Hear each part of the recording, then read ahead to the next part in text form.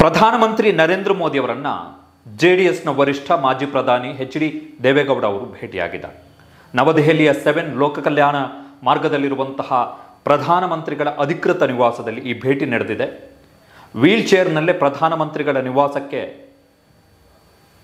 ದೇವೇಗೌಡರು ಭೇಟಿಯನ್ನು ಕೊಟ್ಟರು. ವೀಲ್ ಚೇರ್ನಲ್ಲೇ ಕೂತ್ಕೊಂಡು ಪ್ರಧಾನಮಂತ್ರಿ ನರೇಂದ್ರ ಮೋದಿ ಅವರ ಜೊತೆಗೆ ಮಾತುಕತೆಯನ್ನು ನಡೆಸಿದರು. ಈ ಮಾತುಕತೆಯ ಸಂದರ್ಭದಲ್ಲಿ ಜೆಡಿಎಸ್ನ ರಾಜ್ಯಾಧ್ಯಕ್ಷರು ಆಗಿರುವ ಮಾಜಿ ಮುಖ್ಯಮಂತ್ರಿ, ಮಂಡ್ಯ ಸಂಸದ, ಕೇಂದ್ರ ಬೃಹತ್ ಕೈಗಾರಿಕೆ ಮತ್ತು ಉಕ್ಕು ಸಚಿವ ಹಾಗೂ ದೇವೇಗೌಡರ ಕಿರಿಮಗ ಎಚ್.ಡಿ. ಕುಮಾರಸ್ವಾಮಿ ಅವರು ಕೂಡ ಇದ್ದರು. ಭೇಟಿಯ ಸಂದರ್ಭದಲ್ಲಿ ದೇವೇಗೌಡರು ಪ್ರಧಾನಮಂತ್ರಿ ನರೇಂದ್ರ ಮೋದಿ ಅವರಿಗೆ ಒಂದು ಉಡುಗೊರೆಯನ್ನು ಕೊಟ್ಟಿದ್ದಾರೆ. ಲೋಕಸಭಾ ಚುನಾವಣೆ ಮುಗಿದ ಬಳಿಕ ಪ್ರಧಾನಮಂತ್ರಿ ಮೋದಿ ಅವರು ಕನ್ಯಾಕುಮಾರಿಯ ವಿವೇಕಾನಂದ ಬಂಡೆಯಲ್ಲಿ ಧ್ಯಾನವನ್ನು ಕೈಗೊಂಡರು. ಆಗ ವಿವಿಧ ಫೋಟೋಗಳನ್ನು ತೆಗೆಯಲಾಯಿತು. ಆ ಫೋಟೋದಲ್ಲಿ ನರೇಂದ್ರ ಮೋದಿಯವರು ಧ್ಯಾನ ಮಾಡ್ತಿರುವ ಒಂದು ಫೋಟೋದ ಕೈ ಬರಹದ ಚಿತ್ರವನ್ನು ನರೇಂದ್ರ ಮೋದಿಯವರಿಗೆ ದೇವೇಗೌಡರು ಉಡುಗೊರೆಯನ್ನಾಗಿ ಕೊಟ್ಟಿದ್ದಾರೆ. ದೇವೇಗೌಡರ ಭೇಟಿಯ ಬಳಿಕ ನರೇಂದ್ರ ಮೋದಿಯವರು ಟ್ವೀಟನ್ನು ಮಾಡಿದ್ದಾರೆ. ವಿವಿಧ ವಿಷಯಗಳ ಬಗ್ಗೆ ದೇವೇಗೌಡರಿಗಿರುವಂತಹ ಜ್ಞಾನ ಮತ್ತು ಅವರ ದೃಷ್ಟಿಕೋನಕ್ಕೆ ನಾನು ಮಾರು ಹೋದೆ. ಜೊತೆಗೆ ಅವರು ಕೊಟ್ಟಂತಹ ಉಡುಗೊರೆಯಿಂದ ನಾನು ಮತ್ತೆ ನನ್ನ ನೆನಪಿಗೆ ಜಾರಿದೆ. ವಿವೇಕಾನಂದ ಬಂಡೆಯಲ್ಲಿ ನಾನು ಕೈಗೊಂಡಂತಹ ಧ್ಯಾನದ ನೆನಪಿಗೆ ಜಾರಿದೆ ಎನ್ನುವಂತಹ ಟ್ವೀಟನ್ನು ಪ್ರಧಾನಮಂತ್ರಿ ನರೇಂದ್ರ ಮೋದಿ ಅವರು ಮಾಡಿದ್ದಾರೆ. ಎಚ್.ಡಿ. ಕುಮಾರಸ್ವಾಮಿ ಅವರು ಕೂಡ ಟ್ವೀಟನ್ನು ಮಾಡಿ ಪ್ರತಿಕ್ರಿಯೆಯನ್ನು ಕೊಟ್ಟಿದ್ದಾರೆ. ತಮಗೆ ಅನಂತ ಧನ್ಯವಾದಗಳು ನರೇಂದ್ರ ಮೋದಿ ಸರ್. ತಮ್ಮ ಪ್ರೀತಿ ವಿಶ್ವಾಸಕ್ಕೆ ನಾನು ಚಿರಋಣಿ ಆಗಿದ್ದೇನೆ. Thank you so much honourable Shri Narendra Modi sir. I am eternally grateful for your encouragement and the faith you shown in us ಅಂತ ಹೇಳಿದ್ರೆ, ನಮ್ಮ ಮೇಲೆ ನೀವಿಟ್ಟಿರುವಂತಹ ನಂಬಿಕೆ ಮತ್ತು ನಮಗೆ ನೀವು ಕೊಡ್ತಾ ಇರುವಂತಹ ಪ್ರೋತ್ಸಾಹಕ್ಕೆ ನಾವು ಯಾವತ್ತೂ ಕೂಡ ಋಣಿಗಳಾಗಿದ್ದೀವಿ ಎನ್ನುವಂತಹ ಮಾತನ್ನು ಕುಮಾರಸ್ವಾಮಿ ಅವರು ಹೇಳಿದ್ದಾರೆ ಈ ಭೇಟಿಯ ಬಳಿಕ. ಜೂನ್ 9ನೇ ತಾರೀಕು ನರೇಂದ್ರ ಮೋದಿಯವರು 3ನೇ ಅವಧಿಗೆ ಪ್ರಧಾನಮಂತ್ರಿಯಾಗಿ ಪ್ರಮಾಣ ವಚನ ಸ್ವೀಕರಿಸುವ ಸಂದರ್ಭದಲ್ಲಿ ದೇವೇಗೌಡರು ಭೇಟಿಯನ್ನು ಆ ಪ್ರಮಾಣ ವಚನ ಕಾರ್ಯಕ್ರಮದಲ್ಲಿ ಭಾಗವಹಿಸಿರಲಿಲ್ಲ. ಕಾರಣ ಏನು ಅಂತ ಹೇಳಿದ್ರೆ, ಅನಾರೋಗ್ಯದ ಕಾರಣಕ್ಕಾಗಿ ಹೋಗಿರಲಿಲ್ಲ. ಆ ಸಂದರ್ಭದಲ್ಲಿ ದೇವೇಗೌಡರು ನರೇಂದ್ರ ಮೋದಿ ಅವರಿಗೆ ಒಂದು ಸುದೀರ್ಘವಾದ ಪತ್ರವನ್ನು ಬರೆದರು. ನನಗೆ ಬರಲಿಕ್ಕೆ ಆಗ್ತಾ ಇಲ್ಲ ಅನಾರೋಗ್ಯದ ಕಾರಣದಿಂದಾಗಿ, ಆದರೆ ನಾನು ಟಿವಿಗಳಲ್ಲಿ ನಿಮ್ಮ ಪ್ರಮಾಣ ವಚನ ಕಾರ್ಯಕ್ರಮದ ಲೈವನ್ನು ನೋಡ್ತೀನಿ, ನೇರ ಪ್ರಸಾರವನ್ನು ನೋಡ್ತೀನಿ. ನಿಮ್ಮ ನೇತೃತ್ವದಲ್ಲಿ ಇಡೀ ಭಾರತದ ಅಭಿವೃದ್ಧಿ ಆಗುತ್ತೆ ಎನ್ನುವಂಥದ್ದನ್ನು ನಾನು ನಂಬಿದ್ದೀನಿ. ಜೊತೆಗೆ ನೀವು ಕೊಯಲಿಷನ್ ಮೈತ್ರಿ ಸರ್ಕಾರವನ್ನು ತುಂಬ ಚೆನ್ನಾಗಿ ನಡೆಸ್ತೀರಿ ಎನ್ನುವಂತಹ ವಿಶ್ವಾಸ ಇದೆ ಅಂತ ಹೇಳಿ ಕಾಂಗ್ರೆಸ್ನ ವಿರುದ್ಧವೂ ಕೂಡ ಆ ಪತ್ರದಲ್ಲಿ ಟೀಕೆಯನ್ನು ಮಾಡ್ತಾರೆ ದೇವೇಗೌಡರು ನರೇಂದ್ರ ಮೋದಿ ಅವರಿಗೆ ಬರೆದಂತಹ ಪತ್ರ. ಪ್ರಮಾಣ ವಚನ ಸ್ವೀಕರಿಸಿದ ಬಳಿಕ ನರೇಂದ್ರ ಮೋದಿ ಅವರು ದೇವೇಗೌಡರಿಗೆ ದೂರವಾಣಿ ಕರೆ ಮಾಡಿ ಅವರ ಆರೋಗ್ಯದ ಬಗ್ಗೆ ವಿಚಾರಿಸ್ತಾರೆ, ಅವರ ಬಗ್ಗೆ ಹೊಗಳ್ತಾರೆ. ಅದ್ರ ಬಗ್ಗೆಯೂ ಕೂಡ ದೇವೇಗೌಡರು ಟ್ವೀಟನ್ನು ಮಾಡ್ತಾರೆ. ನನಗೆ ತುಂಬ ಖುಷಿ ಆಯಿತು ನೀವು ನನ್ನ ಬಗ್ಗೆ ಇಟ್ಟಿರುವಂತಹ ಕಾಳಜಿಯ ಬಗ್ಗೆ ಅಂತ ಹೇಳಿ. ನಿನ್ನೆ ದೇವೇಗೌಡರು ಪ್ರಧಾನಮಂತ್ರಿ ನರೇಂದ್ರ ಮೋದಿ ಅವರನ್ನು ಭೇಟಿಯಾಗಿರುವಂಥದ್ದು ಕರ್ನಾಟಕ ರಾಜ್ಯದ ಮಟ್ಟಿಗೆ ಅತ್ಯಂತ ಮಹತ್ವದ ಭೇಟಿ ಅಂತಲೇ ಪರಿಗಣಿಸಬೇಕು. ಏನು ಚರ್ಚೆ ಮಾಡಿದ್ದಾರೆ ಎನ್ನುವಂಥದ್ದನ್ನು ದೇವೇಗೌಡರು ಮತ್ತು ಕುಮಾರಸ್ವಾಮಿ ಅವರು ಬಂದು ರಾಜ್ಯದ ಜನಕ್ಕೆ ಹೇಳಬೇಕು. ಯಾಕೆ ಅಂತ ಹೇಳಿದ್ರೆ, ಕೇಂದ್ರ ಸಚಿವೆ ನಿರ್ಮಲಾ ಸೀತಾರಾಮನ್ ಅವರು ಮಂಡಿಸಿರುವಂತಹ ಬಜೆಟ್ ಏನಿದೆ, ಮೋದಿಯವರ 3ನೇ ಅವಧಿಯ ಮೊದಲನೆಯ ಬಜೆಟ್ ಏನಿದೆ, ಅದರಲ್ಲಿ ಕರ್ನಾಟಕಕ್ಕೆ ಘನಘೋರವಾದಂತಹ ಅನ್ಯಾಯ ಆಗಿದೆ, ಮೋಸ ಆಗಿದೆ, ನಂಬಿಕೆ ದ್ರೋಹ ಆಗಿದೆ, ವಂಚನೆ ಆಗಿದೆ, ವಿಶ್ವಾಸದ್ರೋಹ ಆಗಿದೆ. ಬೆನ್ನಿಗೆ ಚೂರಿ ಹಾಕಿದ್ದಾರೆ ಬಿಜೆಪಿಯವರು, ನರೇಂದ್ರ ಮೋದಿಯವರ ಸರ್ಕಾರ ಕರ್ನಾಟಕದ ಜನತೆಗೆ. ಡಬಲ್ ಇಂಜಿನ್ ಸರ್ಕಾರ ಮೋಸ ಮಾಡಿತ್ತು, ಡಬಲ್ ಇಂಜಿನ್ ಸರ್ಕಾರದಿಂದ ವಂಚನೆ ಆಗಿದೆ ನಮಗೆ ಅಂತ ಗೊತ್ತಿದ್ರೂ ಕೂಡ ಕರ್ನಾಟಕದ ಜನ 17 ಮಂದಿ ಬಿಜೆಪಿಯ ಸಂಸದರನ್ನು ಮತ್ತೆ ಆಯ್ಕೆ ಮಾಡಿ ಕಳಿಸಿದ್ರು, 2 ಜೆಡಿಎಸ್ನ ಸಂಸದರನ್ನು ಮತ್ತೆ ಆಯ್ಕೆ ಮಾಡಿ ಕಳಿಸಿದ್ರು. ಅಲ್ಲಿಗೆ 19 ಜನರನ್ನು ಲೋಕಸಭೆಗೆ ಆಯ್ಕೆ ಮಾಡಿ ಕಳಿಸಿ ನರೇಂದ್ರ ಮೋದಿಯವರು ಮತ್ತೆ 3ನೇ ಬಾರಿಗೆ ಪ್ರಧಾನಮಂತ್ರಿ ಆಗಲಿಕ್ಕೆ ನಾವು ಕಾರಣಕರ್ತರಾದ್ವಿ, ಕರ್ನಾಟಕದವರು ನಾವು. ಆದರೆ ನಮ್ಮ ಋಣವನ್ನು ತೀರಿಸಬೇಕಾಗಿದ್ದಂತಹ ನರೇಂದ್ರ ಮೋದಿಯವರು ನಮ್ಮ ಬೆನ್ನಿಗೆ ಚೂರಿಯನ್ನು ಹಾಕಿದ್ರು, ದ್ರೋಹವನ್ನು ಮಾಡಿದ್ರು, ವಿಶ್ವಾಸ ದ್ರೋಹವನ್ನು ಮಾಡಿದ್ರು, ನಂಬಿಕೆ ದ್ರೋಹವನ್ನು ಮಾಡಿದ್ರು. ಈ ಹಿನ್ನೆಲೆಯಲ್ಲಿ ಪ್ರಮುಖವಾದಂತಹ ಭೇಟಿ ದೇವೇಗೌಡರು ನರೇಂದ್ರ ಮೋದಿಯವರ 3ನೇ ಅವಧಿ ಜೂನ್ 9ರಿಂದ ಏನು ಸರ್ಕಾರದ 3ನೇ ಅವಧಿ ಶುರುವಾಯಿತು, ಅದಾದ ಬಳಿಕ 2 ಸಲ ರಾಜ್ಯಸಭೆಯಲ್ಲಿ ಭಾಷಣವನ್ನು ಮಾಡಿದ್ದಾರೆ. ನೀಟ್ ಅಕ್ರಮದಲ್ಲಿ ನರೇಂದ್ರ ಮೋದಿ ಸರ್ಕಾರವನ್ನು ದೂಷಿಸಬಾರದು ಅಂಥೇಳಿ ನರೇಂದ್ರ ಮೋದಿ ಸರ್ಕಾರವನ್ನು ಸಮರ್ಥನೆ ಮಾಡಿಕೊಂಡು ಜೂನ್ 29ನೇ ತಾರೀಕು ಮಾತನಾಡಿದರು. ಅದಾದ ಬಳಿಕ ಬುಧವಾರ ರಾಜ್ಯಸಭೆಯಲ್ಲಿ ಮತ್ತೆ ದೇವೇಗೌಡರು ಮಾತಾಡಿದ್ದಾರೆ. ಆ ಸಂದರ್ಭದಲ್ಲೂ ಕೂಡ ಉತ್ತರ ಕನ್ನಡ ಜಿಲ್ಲೆಯ ಅಂಕೋಲ ತಾಲೂಕಿನ ಶಿರೂರಲ್ಲಿ ರಾಷ್ಟ್ರೀಯ ಹೆದ್ದಾರಿಯ ಅವೈಜ್ಞಾನಿಕ ಕಾಮಗಾರಿಯಿಂದಾಗಿ ಆಗಿರುವಂತಹ ಭೂಕುಸಿತದಲ್ಲಿ ಏನು ಜೀವವನ್ನು ಕಳೆದುಕೊಂಡರು ಅದರ ಬಗ್ಗೆ ಪ್ರಸ್ತಾಪ ಮಾಡಿದ್ದೆ ದೇವೇಗೌಡರು. ಬಟ್ ಆ ಸಂದರ್ಭದಲ್ಲಿ ಎಗ್ಗೇನ್ ಅವರು ಟೀಕೆ ಮಾಡಿದ್ದು ಕರ್ನಾಟಕದಲ್ಲಿರುವಂತಹ ಕಾಂಗ್ರೆಸ್ ಸರ್ಕಾರವನ್ನು, ಸಿದ್ದರಾಮಯ್ಯನವರ ಸರ್ಕಾರವನ್ನು.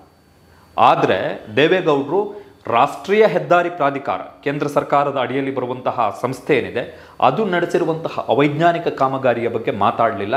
ನರೇಂದ್ರ ಮೋದಿಯವರನ್ನು ಮತ್ತೆ ಹೊಗಳಿದ್ರು. ನೀವು ಪರಿಹಾರ ಕಾರ್ಯಾಚರಣೆಗೆ ಸಾಕಷ್ಟು ನೆರವನ್ನು ಕೊಟ್ಟರಿ, ಸ್ಪಂದಿಸಿದ್ರಿ, ನಾನು ಧನ್ಯನಾಗಿದ್ದೇನೆ ಎನ್ನುವಂತಹ ಮಾತುಗಳನ್ನು ಕೊಟ್ಟರು. ಸೊ ಅವರ ಎರಡೂ ಭಾಷಣವೂ ಕೂಡ ನರೇಂದ್ರ ಮೋದಿಯವರ ಹೊಗಳಿಕೆಗೆ, ನರೇಂದ್ರ ಮೋದಿಯವರ ಮೆಚ್ಚುಗೆಗೆ, ನರೇಂದ್ರ ಮೋದಿಯವರ ಓಲೈಕೆಗೆ ಮೀಸಲಾಗಿತ್ತು ದೇವೇಗೌಡರ ಎರಡೂ ಭಾಷಣಗಳು. ಯಾಕೆ ದೇವೇಗೌಡರು ಮತ್ತು ಪ್ರಧಾನಿ ಮೋದಿಯವರ ನಿನ್ನೆಯ ಭೇಟಿಯನ್ನು ಕರ್ನಾಟಕದ ಆ್ಯಂಗಲಲ್ಲೇ ನೋಡಬೇಕು ಅಂತಾದರೆ, ನಮಗೆ ಕಳೆದ 5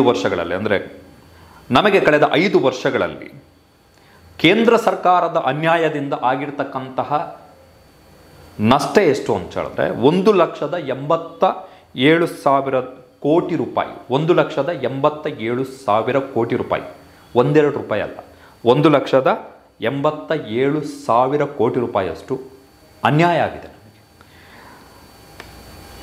ಹಣಕಾಸು ಆಯೋಗದಲ್ಲಿ ನಮಗೆ ಬರಬೇಕಿದ್ದಂತಹ ತೆರಿಗೆ ಪಾಲನ್ನು -4.71ರಿಂದ -3.64ಕ್ಕೆ ಇಳಿಸಲಾಯಿತು. ಅದರಿಂದ ನಮಗೆ ಒಂದೇ ಹೊಡೆತದಲ್ಲಿ 62,000 ಕೋಟಿ ರೂಪಾಯಿ ನಷ್ಟ ಆಯಿತು. 62,000 ಕೋಟಿ ರೂಪಾಯಿ ನಷ್ಟ ಆಯಿತು. ಜೊತೆಗೆ ಹಣಕಾಸು ಆಯೋಗ ಹೇಳಿತ್ತು ನಮಗೆ, ಕರ್ನಾಟಕಕ್ಕೆ ನೀವು ವಿಶೇಷ ಅನುದಾನವನ್ನು ಕೊಡಬೇಕು 5,495 ಕೋಟಿ ರೂಪಾಯಿ. ಅದನ್ನೂ ಕೂಡ ಕೊಟ್ಟಿಲ್ಲ. ಬೆಂಗಳೂರಲ್ಲಿ ಪೆರಿಫರಲ್ ರಿಂಗ್ ರಸ್ತೆ ಮತ್ತು ಬೆಂಗಳೂರಿನ ಕೆರೆಗಳ ಅಭಿವೃದ್ಧಿಗೆ 11,495 ಕೋಟಿ ರೂಪಾಯಿಯನ್ನು ಕೊಡಬೇಕು ಅಂತೇಳಿ ಹಣಕಾಸು ಆಯೋಗವೇ ಕೇಂದ್ರ ಸರ್ಕಾರಕ್ಕೆ ಶಿಫಾರಸು ಮಾಡಿತ್ತು. ಅದನ್ನೂ ಕೂಡ ನರೇಂದ್ರ ಮೋದಿಯವರ ಸರ್ಕಾರ ಕೊಡಲಿಲ್ಲ. GST ಜಾರಿಯಾಗಿದ್ದರ ಕಾರಣಕ್ಕೋಸ್ಕರ ನಮಗೆ ಆಗಿರ್ತಕ್ಕಂತಹ ನಷ್ಟ, ಕರ್ನಾಟಕಕ್ಕೆ ಆಗಿರ್ತಕ್ಕಂತಹ ತೆರಿಗೆಯ ನಷ್ಟ ಎಷ್ಟು ಅಂತ ಹೇಳಿದ್ರೆ 59,274 ಕೋಟಿ. ಓವರಾಲ್ ಆಗಿ ನರೇಂದ್ರ ಮೋದಿ ಸರ್ಕಾರದ ವಿಶ್ವಾಸದ್ರೋಹ, ನಂಬಿಕೆ ದ್ರೋಹ, ವಂಚನೆಯ ಕಾರಣದಿಂದ ನಮಗೆ ಆಗಿರ್ತಕ್ಕಂತಹ ನಷ್ಟ, ನಮ್ಮ ರಾಜ್ಯಕ್ಕೆ ಆಗಿರ್ತಕ್ಕಂತಹ ನಷ್ಟ ಎಷ್ಟು ಅಂತ ಹೇಳಿದ್ರೆ ಕಳೆದ 5 ವರ್ಷಗಳಲ್ಲಿ 1,87,000 ಕೋಟಿ ರೂಪಾಯಿ. 1,87,000 ಕೋಟಿ ರೂಪಾಯಿ. ಇದು ಒಂದು. ಎರಡನೆಯ ವೆರಿ ಇಂಪಾರ್ಟೆಂಟ್ ಅಂಶವನ್ನು ಇಲ್ಲಿ ನಾವು ಗಮನಿಸಬೇಕು. ಈ ವರ್ಷ ಬಜೆಟ್ನಲ್ಲಿ ಕರ್ನಾಟಕಕ್ಕೆ 2009-14 ಸಾಲಿಗೆ ಹೋಲಿಸಿದ್ರೆ ಜಾಸ್ತಿ ಅನುದಾನವನ್ನು ಕೊಟ್ಟಿದ್ದೀವಿ ಅಂತೇಳಿ ರೈಲ್ವೆ ಖಾತೆ ರಾಜ್ಯ ಸಚಿವ ವಿ ಸೋಮಣ್ಣ ಅವರು ಪತ್ರಿಕಾಗೋಷ್ಠಿಯನ್ನು ಮಾಡಿ ಹೇಳಿದ್ದಾರೆ. ಇದೇ ಫೆಬ್ರವರಿಯಲ್ಲಿ ಹಣಕಾಸು ಸಚಿವೆ ನಿರ್ಮಲಾ ಸೀತಾರಾಮನ್ ಅವರು ಮಂಡಿಸಿದಂತಹ ಬಜೆಟ್ನಲ್ಲಿ 7,561 ಕೋಟಿ ರೂಪಾಯಿಯನ್ನು ಫೆಬ್ರವರಿಯ ಬಜೆಟ್ನಲ್ಲಿ ಕೊಡಲಾಗಿತ್ತು. ಆದರೆ ಈಗ ಮಂಗಳವಾರ ಮಂಡನೆಯಾದಂತಹ ಬಜೆಟ್ನಲ್ಲಿ 7,559 ಕೋಟಿ ರೂಪಾಯಿಯನ್ನು ಕೊಡಲಾಗಿದೆ. 2 ಕೋಟಿ ರೂಪಾಯಿ ಖೋತಾಗಿದೆ ಕರ್ನಾಟಕದ ರೈಲ್ವೆ ಯೋಜನೆಗಳಿಗೆ. ಅದರಲ್ಲೂ ವಿಶೇಷವಾಗಿ ಬೆಂಗಳೂರಲ್ಲಿ ಸಬ್ಬರ್ಬನ್ ರೈಲು, ಉಪನಗರ ರೈಲು ಯೋಜನೆಗಳಿಗೆ ಫೆಬ್ರವರಿಯಲ್ಲಿ ನಿರ್ಮಲಾ ಸೀತಾರಾಮನ್ ಅವರು ಬಜೆಟ್ನಲ್ಲಿ 450 ಕೋಟಿ ರೂಪಾಯಿ ಕೊಡ್ತೀನಿ ಅಂತೇಳಿ ಘೋಷಣೆಯನ್ನು ಮಾಡಿದರು. ಆದರೆ ಈಗ ಮಂಡನೆ ಆಗಿರುವಂತಹ ಬಜೆಟ್ನಲ್ಲಿ 300 ಕೋಟಿ ರೂಪಾಯಿಯನ್ನು ಕೊಟ್ಟಿದ್ದಾರೆ. ಅಂದರೆ 150 ಕೋಟಿ ರೂಪಾಯಿ ಕಡಿಮೆ ಆಗಿದೆ. ಇನ್ನು ಒಂದು ಸಿಂಗಲ್ ಶಾಪ್. ಫೆಬ್ರವರಿಯಲ್ಲಿ 450 ಕೋಟಿ ರೂಪಾಯಿ ಕೊಡ್ತೀನಿ ಅಂತ ಹೇಳಿದ್ರು ಬಜೆಟ್ನಲ್ಲಿ. ಈಗಿನ ಬಜೆಟ್ನಲ್ಲಿ ಹೇಳ್ತಾ ಇದ್ದಾರೆ ನಾವು 300 ಕೋಟಿ ರೂಪಾಯಿ ಕೊಡ್ತೀವಿ. ಒಂದೇ ಹೊಡೆತಕ್ಕೆ 150 ಕೋಟಿ ರೂಪಾಯಿ ಕಮ್ಮಿ ಆಯಿತು ನಮಗೆ ಕರ್ನಾಟಕಕ್ಕೆ. ಇದು ವೆರಿ ಇಂಪಾರ್ಟೆಂಟ್. ಇದ್ರ ಜೊತೆಗೆ ಇನ್ನೊಂದು ಅಂಶವನ್ನು ನಾವು ಇಲ್ಲಿ ಗಮನಿಸಬೇಕು. ಏನು ಅಂತ ಹೇಳಿದ್ರೆ 2018-19 ಸಾಲಿನಲ್ಲಿ 2018-19 ಸಾಲಿನಲ್ಲಿ ಕೇಂದ್ರ ಸರ್ಕಾರದ ಬಜೆಟ್ನ ಗಾತ್ರ ಇದ್ದಿದ್ದು 24 ಲಕ್ಷ ಕೋಟಿ ರೂಪಾಯಿ. ಆಗ ಕರ್ನಾಟಕಕ್ಕೆ ಬರ್ತಾ ಇದ್ದಿದ್ದು ಕೇಂದ್ರದಿಂದ ಓವರಾಲ್ ಆಗಿ 42,288 ಕೋಟಿ ರೂಪಾಯಿ. ಈಗ 2023-24 ಸಾಲಿನ ಸಂದರ್ಭದಲ್ಲಿ 45 ಲಕ್ಷ ಕೋಟಿ ರೂಪಾಯಿಗೆ ಬಜೆಟ್ನ ಗಾತ್ರ ಹೆಚ್ಚಳಾಗಿದೆ. ಅಂದರೆ ಬಹುತೇಕ 2 ಪಟ್ಟು ಹೆಚ್ಚಳ ಆಗಿದೆ. 2 ಪಟ್ಟು ಹೆಚ್ಚಳ ಆಗಿದೆ. ಆದರೆ ನಮಗೆ ಬಂದಿರುವಂಥದ್ದು ಎಷ್ಟು? 50,257 ಕೋಟಿ ರೂಪಾಯಿ, 50,257 ಕೋಟಿ ರೂಪಾಯಿ. ನಮಗೆ ನಿರೀಕ್ಷಿತ ಪ್ರಮಾಣದಲ್ಲಿ ಅನುದಾನಗಳು ಸಿಗ್ತಾ ಇಲ್ಲ ನರೇಂದ್ರ ಮೋದಿಯವರ ಸರ್ಕಾರದಿಂದ. 2019ರಲ್ಲಿ 25+1 ಸುಮಲತಾ 26 ಜನನ ಎಲೆಕ್ಟ್ ಮಾಡಿ ಕಳಿಸಿದ್ದೀವಿ. ಡಬಲ್ ಇಂಜಿನ್ನು ಮೋದಿ ಬಂದ ಮೇಲೆ ಏನೋ ಮಾಡ್ತಾರೆ ಅಂತೇಳಿ. ಈ ಬಾರಿ ಮತ್ತೆ 19 ಜನರನ್ನು ಕಳಿಸಿದ್ವಿ. ಬಟ್ ನಮಗೆ ಏನೂ ಲಾಭ ಆಗ್ತಿಲ್ಲ. ನಮಗೆ ಆಗ್ತಾ ಇರುವಂಥದ್ದು ಮೋಸ. ಇದ್ರ ಜೊತೆಗೆ ವೆರಿ ಇಂಪಾರ್ಟೆಂಟ್ ಇನ್ನೊಂದು ಅಂಶ ಏನು ಅಂತ ಹೇಳಿದ್ರೆ, 2023ರಲ್ಲಿ ಅಂದರೆ ಕಳೆದ ವರ್ಷ ವಿಧಾನಸಭಾ ಚುನಾವಣೆಗೂ ಮೊದಲು ಕೇಂದ್ರ ಸರ್ಕಾರ ಏನು ಬಜೆಟ್ ಮಂಡನೆ ಮಾಡಿತ್ತು, ಆ ಬಜೆಟ್ನಲ್ಲಿ ಭದ್ರಾ ಮೇಲ್ದಂಡೆ ಯೋಜನೆಗೆ ನಾವು 5,300 ಕೋಟಿ ರೂಪಾಯಿ ಕೊಡ್ತೀವಿ ಅಂತೇಳಿ ನಿರ್ಮಲಾ ಸೀತಾರಾಮನ್ ಅವರು ಬಜೆಟ್ನಲ್ಲಿ ಘೋಷಣೆ ಮಾಡಿದ್ರು. 5,300 ಕೋಟಿ ರೂಪಾಯಿ ಕಳೆದ ವರ್ಷ ವಿಧಾನಸಭಾ ಚುನಾವಣೆಗೂ ಮೊದಲು ಕೇಂದ್ರ ಸರ್ಕಾರ ಮಂಡಿಸಿದ್ದಂತಹ ಬಜೆಟ್ನಲ್ಲಿ 5,300 ಕೋಟಿ ರೂಪಾಯಿ. BJPಯವರು ಅದನ್ನು ದೊಡ್ಡದಾಗಿ ಹೇಳಿದ್ರು. 5,300 ಕೋಟಿ ರೂಪಾಯಿಯನ್ನು ನಿರ್ಮಲಾ ಸೀತಾರಾಮನ್ ಅವರು ಅನೌನ್ಸ್ ಮಾಡಿದ್ದಾರೆ ಅಂತೇಳಿ. ವಿಚಿತ್ರ ನೋಡಿ, 2023ರ ಫೆಬ್ರವರಿಯಲ್ಲಿ ಮಂಡಿಸಲಾದ ಬಜೆಟ್ನ ಅವಧಿಯೇ ಮುಗಿದು ಹೊಸ ಬಜೆಟ್ ಶುರುವಾಗಿದೆ. ಹೊಸ ಹಣಕಾಸು ವರ್ಷ ಶುರುವಾಗಿ ಹೊಸ ಹಣಕಾಸು ವರ್ಷದ 2ನೇ ಬಜೆಟ್ ಮಂಡನೆಯೂ ಆಗಿದೆ. ಆದರೆ ನಮಗೆ ಒಂದೇ ಒಂದು ರೂಪಾಯಿ ಬಿಡುಗಾಸು ಬಂದಿಲ್ಲ. ಇನ್ನು 2023ರ ಫೆಬ್ರವರಿಯಲ್ಲಿ ಅನೌನ್ಸ್ ಮಾಡಿದ ಬಜೆಟ್ನಲ್ಲಿ 5,300 ಕೋಟಿ ರೂಪಾಯಿ ಏನು ಭದ್ರಾ ಮೇಲ್ದಂಡೆ ಯೋಜನೆಗೆ ಬರಬೇಕಿತ್ತು, ಅದು ಇನ್ನೂ ಕೂಡ ಬಂದಿಲ್ಲ. ಆ ಬಜೆಟ್ನ ಅವಧಿಯೇ ಮುಗಿದೋಗ್ಬಿಟ್ಟಿದೆ. 2023ರಿಂದ 2024ರ ಮಾರ್ಚ್ 31ರವರೆಗೆ 23ರ ಬಜೆಟ್ನ ಅವಧಿ ಇದ್ದಿತ್ತು. ಅದು ಮುಗಿದೋಗಿ ಲೇಖಾನುದಾನ ಒಂದು ಮಂಡನೆ ಆಯಿತು. ಈಗ ಹೊಸ ಬಜೆಟ್ ಕೂಡ ಮಂಡನೆ ಆಗಿದೆ. ಆದರೂ ನಮಗೀಗ 1 ರೂಪಾಯಿ ಬಂದಿಲ್ಲ. ಯಾಕೆ ಈ ಅಂಕಿಅಂಶಗಳನ್ನು ಎಲ್ಲ ಹೇಳ್ತಾ ಇದ್ದೀವಿ ಅಂತ ಹೇಳಿದ್ರೆ, ಆ ಹಿನ್ನೆಲೆಯಲ್ಲೇ ಹೇಳಿದ್ದು ದೇವೇಗೌಡರು ಪ್ರಧಾನಿ ನರೇಂದ್ರ ಮೋದಿ ಅವರನ್ನು ಭೇಟಿ ಮಾಡಿರುವಂಥದ್ದು ಕರ್ನಾಟಕದ ದೃಷ್ಟಿಕೋನದಲ್ಲಿ ಇಂಪಾರ್ಟೆಂಟ್ ಅಂತ. ರಾಜ್ಯಸಭೆಯಲ್ಲಿ JDSನಿಂದ ಕರ್ನಾಟಕದ ಬಗ್ಗೆ ಯಾರಾದರೂ ಧ್ವನಿ ಎತ್ತಬಹುದು ಅಂತ ಹೇಳಿದ್ರೆ ಅದು ದೇವೇಗೌಡರು ಮಾತ್ರ. ಕಾರಣ ಏನು ಅಂತ ಹೇಳಿದ್ರೆ, ರಾಜ್ಯಸಭೆಯಲ್ಲಿರುವಂತಹ ಏಕೈಕ JDSನ ಸದಸ್ಯ ಅದು ದೇವೇಗೌಡರು. ದೇವೇಗೌಡರು ರಾಜ್ಯಸಭೆಗೆ ಹೇಗೆ ಆಯ್ಕೆ ಆದರು ಅಂತ ಹೇಳಿದ್ರೆ, ಈಗೇನು ಕಾಂಗ್ರೆಸ್ನ ಬೆಂಬಲದಿಂದ ಬುಧವಾರ ಕಾಂಗ್ರೆಸ್ನ ಸಂಸದರು ರಾಜ್ಯಸಭೆಯಲ್ಲಿ ದೇವೇಗೌಡರಿಗೆ ಅದನ್ನು ನೆನಪಿಸಿದ್ದಾರೆ. ನೀವು ನಮ್ಮ ವಿರುದ್ಧ ಮಾತಾಡ್ತಿದ್ದೀರಲ್ಲ, ನಿಮ್ಮನ್ನು ರಾಜ್ಯಸಭೆಗೆ ಕಳಿಸ್ತಿದ್ದ ನಾವು ಅಂತ, ನಾವೇ ಕಳಿಸಿದ್ದು ನಿಮ್ಮನ್ನು ಅಂತ. ನಮ್ಮ ಬೆಂಬಲ ಇಲ್ಲದೆ ಇದ್ದಿದ್ದು ನೀವು ಎಲ್ಲಿ ರಾಜ್ಯಸಭೆಗೆ ಬರ್ತಾ ಇದ್ರಿ? JDSನ ಬಳಿ ಮೆಜಾರಿಟಿ ಇರಲಿಲ್ಲ ದೇವೇಗೌಡರನ್ನು ರಾಜ್ಯಸಭೆಗೆ ಕಳಿಸಲಿಕ್ಕೆ. ಕಾಂಗ್ರೆಸ್ ಸಹಕಾರ ಕೊಡ್ತು.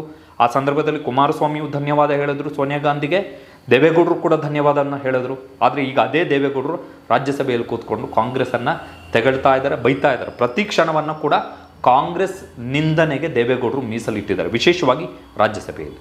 ಲೋಕಸಭೆಯ ವಿಚಾರಕ್ಕೆ ಬಂದರೆ, ಕೋಲಾರ ಸಂಸದ ಮಲ್ಲೇಶ್ ಬಾಬು ಮತ್ತು HD ಕುಮಾರಸ್ವಾಮಿ ಅವರು ಪ್ರಶ್ನೆಯನ್ನು ಕೇಳಬೇಕು ಕರ್ನಾಟಕದ ಪರವಾಗಿ JDSನ ಕಡೆಯಿದ್ದ ಆ್ಯಸ್ ಎ ರೀಜ್ನಲ್ ಪಾರ್ಟಿ.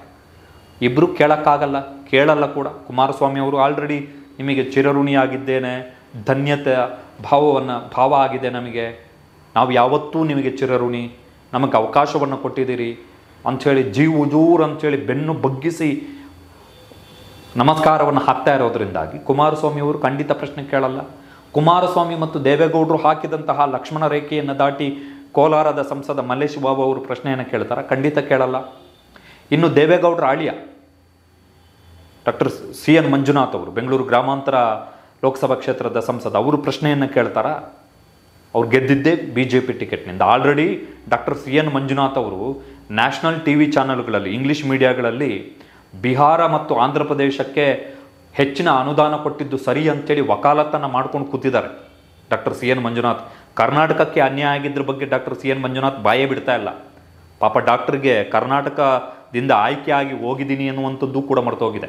ಕೆಂಪೇಗೌಡರ ನಾಡಿನಿಂದ ಬಂದಂಥವನು ಎನ್ನುವಂತಹ ಕನಿಷ್ಠ ಜ್ಞಾನ ಕೂಡ ಡಾಕ್ಟರ್ CN ಮಂಜುನಾಥ್, ದೇವೇಗೌಡರ ಅಳಿಯ, ಮರೆತೋಗ್ಬಿಟ್ಟಿದೆ. ಅವರು ಅಲ್ಲಿ ಇಂಗ್ಲೀಷ್ ಚಾನಲ್ಗಳಲ್ಲಿ, ಹಿಂದಿ ಚಾನಲ್ಗಳಲ್ಲಿ ಕೂತ್ಕೊಂಡು ಬಿಹಾರ ಆಂಧ್ರಕ್ಕೆ ಹೆಚ್ಚಿನ ಅನುದಾನ ಕೊಟ್ಟಿದ್ದು ಸರಿ, ಬಿಹಾರ ಆಂಧ್ರಕ್ಕೆ ಅನುದಾನ ಕೊಟ್ಟರೆ ದೇಶ ಉದ್ಧಾರ ಆಗುತ್ತೆ ಅಂಥೇಳಿ ಅಲ್ಲಿ ಭಾಷಣ ಮಾಡ್ಕೊಂಡು ಕೂತಿದ್ದಾರೆ. ಕರ್ನಾಟಕಕ್ಕೆ ಕೇಳಬೇಕಲ್ಲ. ಹೀಗಾಗಿಯೇ ಹೇಳಿದ್ದು. ಏನು ಮಾತಾಡಿದ್ರು ಹಾಗಾದರೆ ನಿನ್ನೆ ದೇವೇಗೌಡರು ಮತ್ತು ಮೋದಿಯವರು? ಏನು ಮಾತಾಡಿದ್ರು, ಏನು ಹೇಳಿದ್ರು? ಕುಶಲೋಪರಿ ವಿಚಾರಿಸಿದ್ರು, ಬಾಗಿಲ ಬಳಿ ಬಂದು ನನ್ನನ್ನು ಕರೆದುಕೊಂಡು ಹೋದರು, ಬಾಗಿಲ ಬಳಿಯವರೆಗೆ ಬಂದು ನನ್ನನ್ನು ಬಿಟ್ಟು ಹೋದರು, ನನ್ನ ಆರೋಗ್ಯವನ್ನು ವಿಚಾರಿಸಿದ್ರು. ಹೌದು, ಮಾನವೀಯತೆಯ ದೃಷ್ಟಿ, ಮಾಜಿ ಪ್ರಧಾನಿ ಎನ್ನುವಂತಹ ಗೌರವ, JDSನ ವರಿಷ್ಠರು ಎನ್ನುವಂತಹ ಗೌರವ, NDAಯ ಪಾಲುದಾರ ಪಕ್ಷದ ನಾಯಕ ಎನ್ನುವಂಥ ಗೌರವ ಓಕೆ. ಆದರೆ ಕರ್ನಾಟಕದ ಬಗ್ಗೆ ಏನು ಮಾತಾಡಿದ್ರಿ ಅಪ್ಪ ಮತ್ತು ಮಗ ಇಬ್ಬರು ಸೇರಿಕೊಂಡು ಮೋದಿಯವರ ಜೊತೆಗೆ? ಕೇಳಿದ್ರ ಕರ್ನಾಟಕಕ್ಕೆ ಈ ರೀತಿ ಅನ್ಯಾಯ ಆಗಿದೆ ಬಜೆಟ್ನಲ್ಲಿ. ನಿರ್ಮಲಾ ಸೀತಾರಾಮನ್ ಅವರು ಕರ್ನಾಟಕದಿಂದ ರಾಜ್ಯಸಭೆಗೆ ಆಯ್ಕೆ ಆದರೂ ಕೂಡ ಇಷ್ಟು ದ್ರೋಹ ಮಾಡಿದ್ದಾರೆ. ನಮಗೆ 19 ಸೀಟು, ನಮ್ಮ ಮೈತ್ರಿಗೆ 19 ಸೀಟನ್ನು ಕೊಟ್ಟಿದ್ದಾರೆ ಜನ. ಕರ್ನಾಟಕಕ್ಕೆ ಹೋಗಿ ನಾವು ಜನರಿಗೆ ಉತ್ತರ ಕೊಡೋಕ್ಕಾಗಲ್ಲ ಅಂಥೇಳಿ ದೇವೇಗೌಡರು ಏನಾದರೂ ಹೇಳಿದ್ರ ಮೋದಿಯವರಿಗೆ? ಅಥವಾ ಕುಮಾರಸ್ವಾಮಿ ಅವರು ಹೇಳಿದ್ರು? ದೇವೇಗೌಡರಿಗೆ ಹೇಳ್ಬೋದಲ್ಲ. ತುಂಬ ಆತ್ಮೀಯ ಸಂಬಂಧವನ್ನು ಹೊಂದಿರತಕ್ಕಂಥವ್ರು ನರೇಂದ್ರ ಮೋದಿಯವರ ಜೊತೆಗೆ. ದೇವೇಗೌಡರು ಅಂದರೆ ನರೇಂದ್ರ ಮೋದಿಯವರಿಗೆ ಅತ್ಯಂತ ಗೌರವ ಇದೆ ಅಂತ ಇದ್ದಂತಹ ಸಂದರ್ಭದಲ್ಲಿ ಆ ಗೌರವವನ್ನು ದೇವೇಗೌಡರ ಕುಟುಂಬ ಮತ್ತು ಅವರ ಪಕ್ಷವನ್ನು ಬೆಳೆಸ್ತಲ್ಲ ಕರ್ನಾಟಕ, ಕನ್ನಡಿಗರು, ಈ ನೆಲದ ಜನ ಅವರ ಹಿತಾಸಕ್ತಿಗೋಸ್ಕರ ಬಳಸಬೇಕೇ ಹೊರತು ಸುಮ್ಮನೆ ತಮ್ಮ ವೈಯಕ್ತಿಕ ಸ್ವಾರ್ಥ, ವೈಯಕ್ತಿಕ ಲಾಭಕ್ಕೋಸ್ಕರ ಬಳಸುವುದಲ್ಲ ದೇವೇಗೌಡ್ರೆ. ಏನು ಮಾತಾಡಿದ್ರಿ ಇದ್ರ ಬಗ್ಗೆ ಕೇಳಿದ್ರ? ತೆರಿಗೆ ವಂಚನೆಯ ಬಗ್ಗೆ ಕೇಳಿದ್ರ? 1 ಲಕ್ಷ. ಆಮೇಲೆ ಈ ಮಾಹಿತಿಗಳನ್ನು ವಿಧಾನಸಭೆಯಲ್ಲೂ ಕೂಡ ಕುಮಾರಸ್ವಾಮಿ ಅವರು ಈ ಹಿಂದೆ ಪ್ರಸ್ತಾಪ ಮಾಡಿದ್ರು.